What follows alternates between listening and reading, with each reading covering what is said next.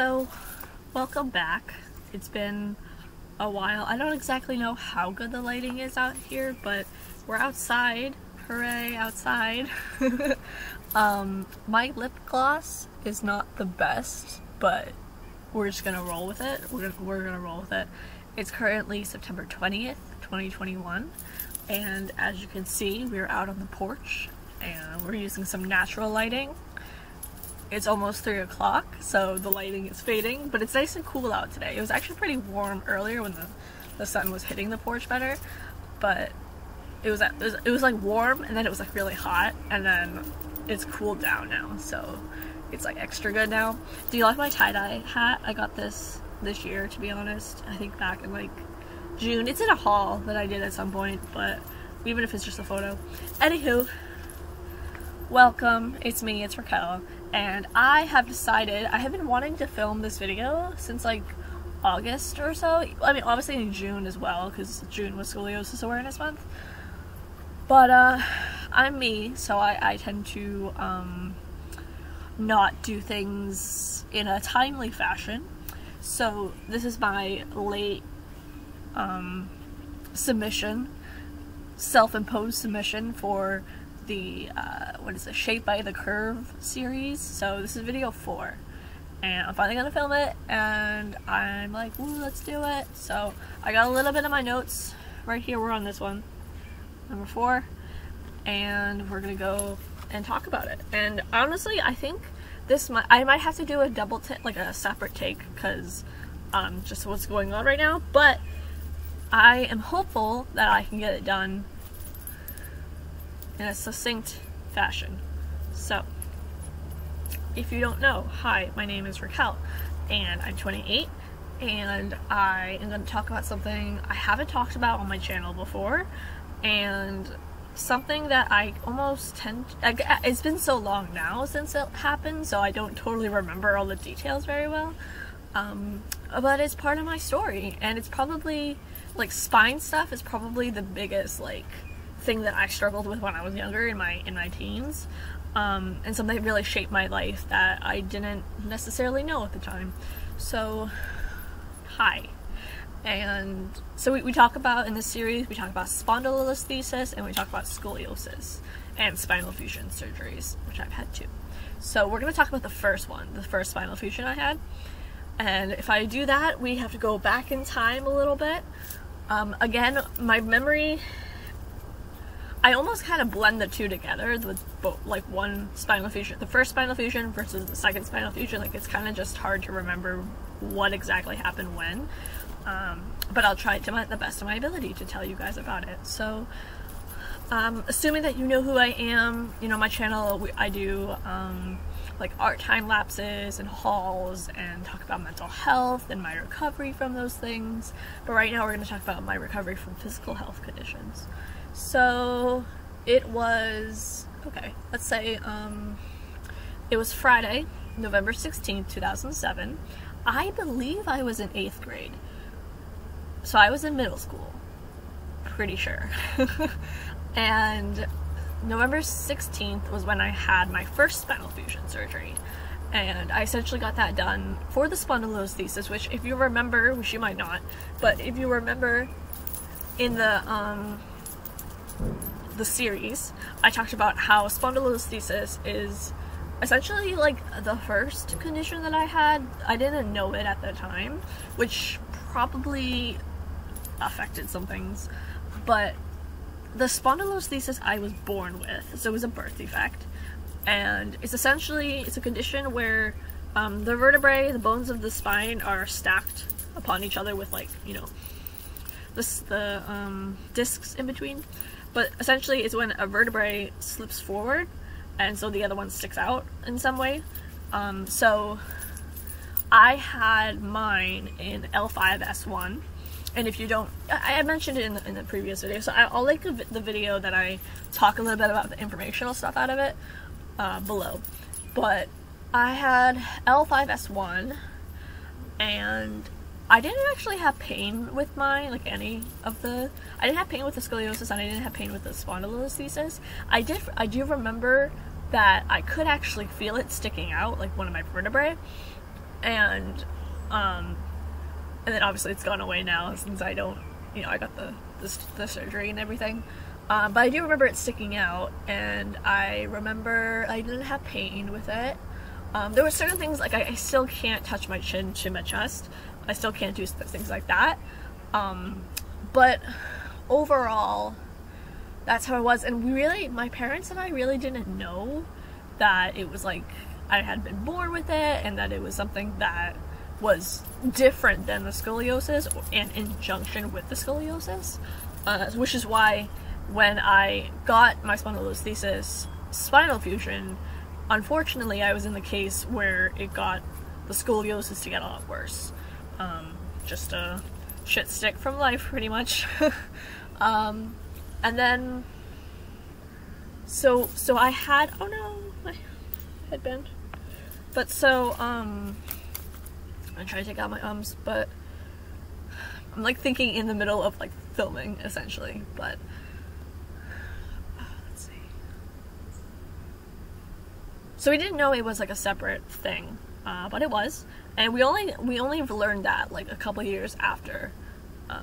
But I think the ultimate thing to fix it is, which is an interesting thing, almost like, you know, I actually wrote about scoliosis. I wrote about that my first year of college in a writing class, about how you can't fix a scolio, and at the very end of the essay I said that you can't fix a scolio because there's nothing there to fix. Like you can't, it's like a whole, you know, cure kind of thing, stuff like that. So anywho, I think the only really thing you can do if you don't have pain with it is ultimately to have a spinal fusion surgery. So I had mine done, again I said L5S1, so on my back there is maybe like a six inch scar, and it goes, sorry, complain. It's like a 6-inch scar, so it goes down like this, and then it goes like that. And they actually had to take a bone graft from my hip, my right hip, to put it into the thing. I think Mocha wants to come outside. I'm gonna go let her out real quick. Hi, monkeys!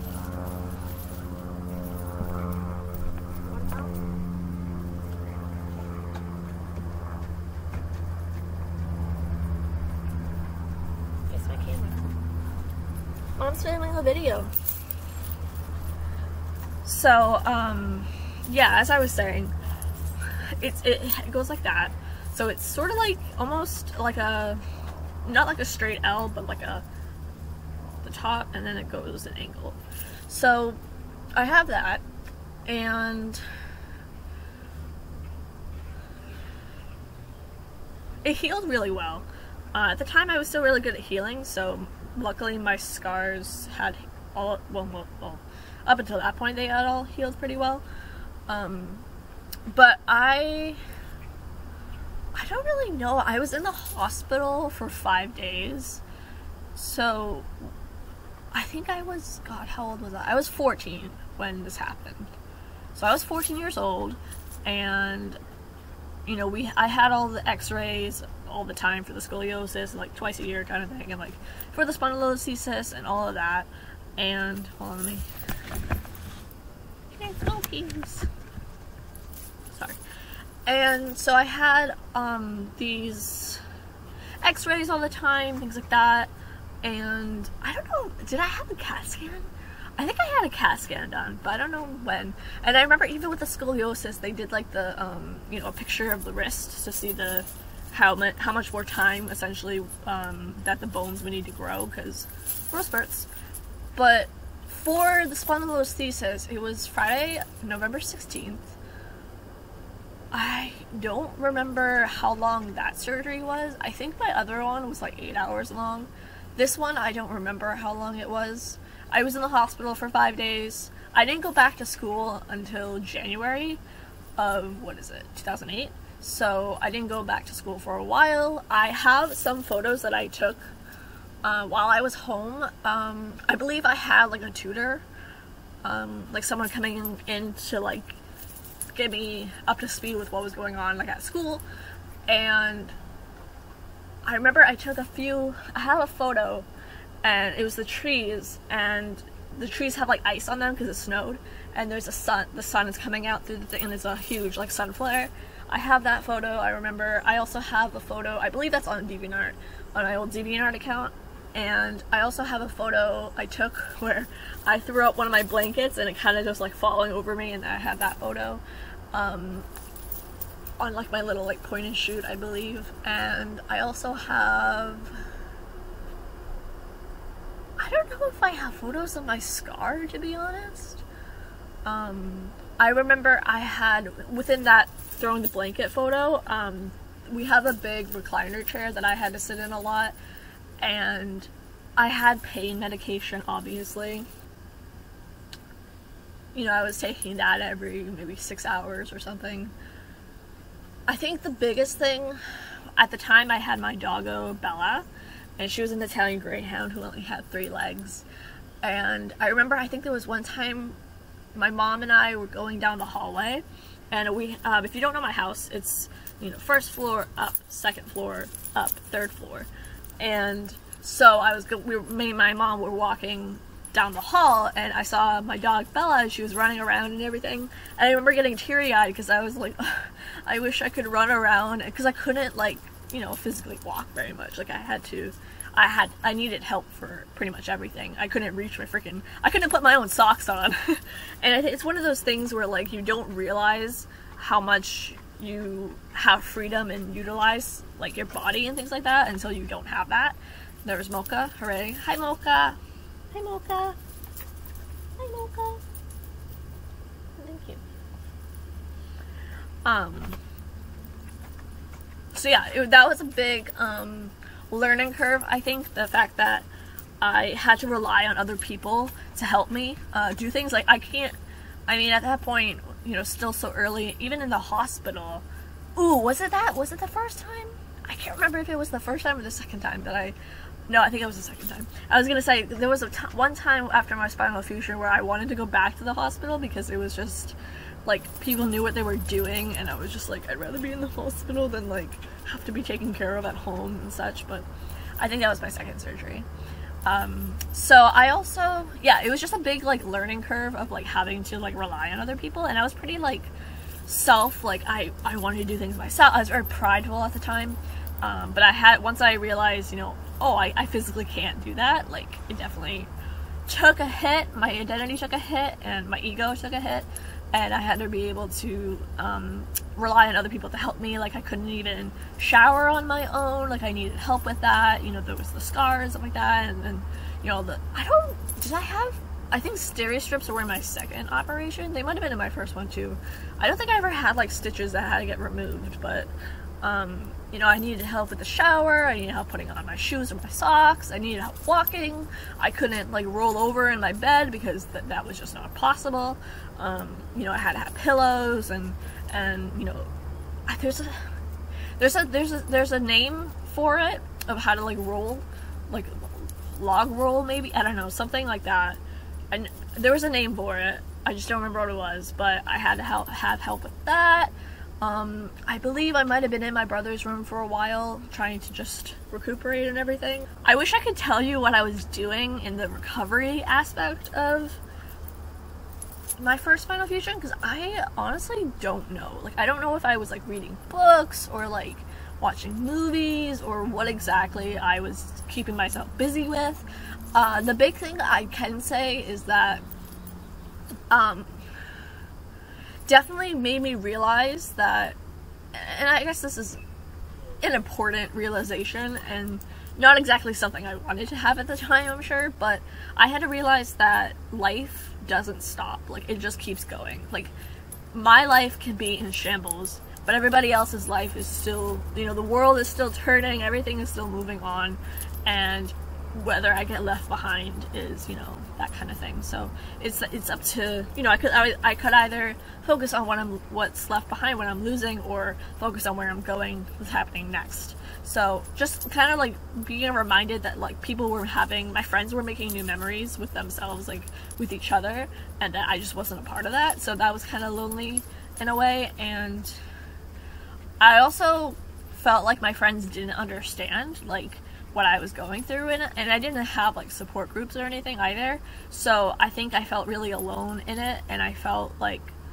you know, no one really understands, and I remember I had a lot of resentment for them for a while. Like, I was really mad at them in the sense that, like, you know, like they should have known, or they should have been able to be there more for me, and things to that effect. And it wasn't until my friend from DeviantArt, who I still have contact with today, where he reframed that for me really well, you know, that I had to kind of, you know, have forgiveness for myself at the time, and also have forgiveness for my peers and my friends, because they just couldn't understand, they just didn't know how, and also they were just kids too.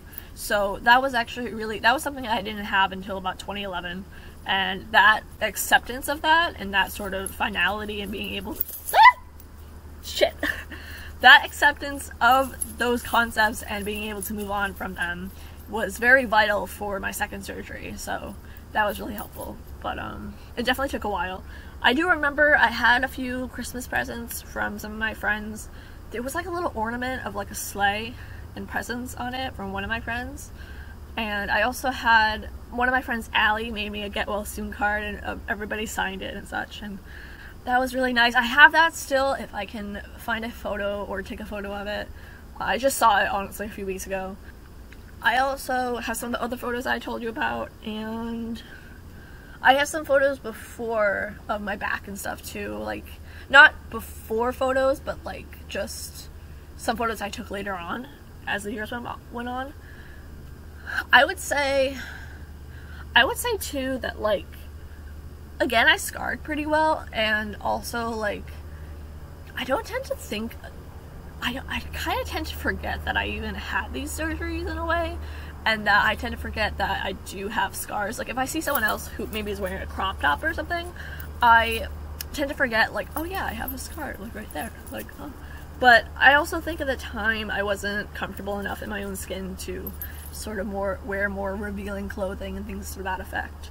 It's only really been happening the last couple of years that I've been more like that. I would totally wear a two-piece bathing suit now, which is a lot of my sort of body positivity journey and everything to that effect, which I'll get into in future videos.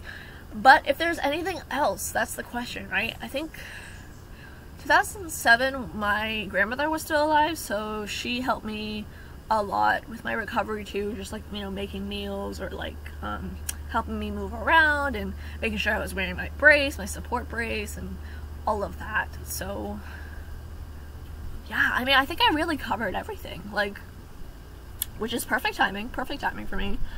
I wonder if I should do my next video. I'm gonna go inside because it's getting chilly, and Mocha is like, I want to leave now, Mom. But let me just look over my notes real quick. Yeah, I mean, honestly, I think that's all I really have to say. Like, first spinal fusion, you know, first rodeo. I don't have pain, even to today. I mean, sometimes I do get low back pain. Like, when I get my period, I get low back pain. And I've been, lately, in the last year, I've been getting other pain, like on my upper back and my middle back, and a whole host of that. I think it's also safe to say that I definitely thought of myself as fragile. I actually have a reframed cognitive distortion where it says, if I were fragile, I wouldn't have made it this far, which is a good quote. But I think with all these sort of like health issues and everything, I think I thought of myself as kind of fragile, and I think I was kind of grown up like that too, just too sheltered. You know, any little thing could break me in a sense. But honestly, that's all I have for this video. So I'm gonna head out, and I'm probably gonna be filming later today, and maybe I feel like I probably won't film the next part, the 5th video, but this is the 4th one.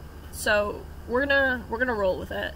And yeah, honestly, so the next video will be about how things got worse and the scolio progressed, and all the sort of intricacies and self-fulfilling prophecies with that, and the apathy, sorry, bug, and all of that jazz. So that's a lot more of the scoliosis stuff, but we'll get into that soon.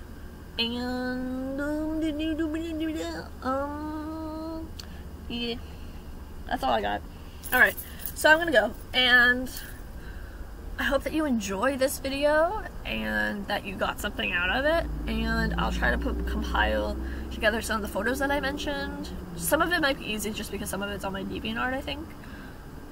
But yes, so thank you for watching, and I will see you in another video. And as always, stay safe, take care, be well, much love and light to you, and I'll see you when I see you. I can see a lighthouse through the smoke. Everything is lost, I know.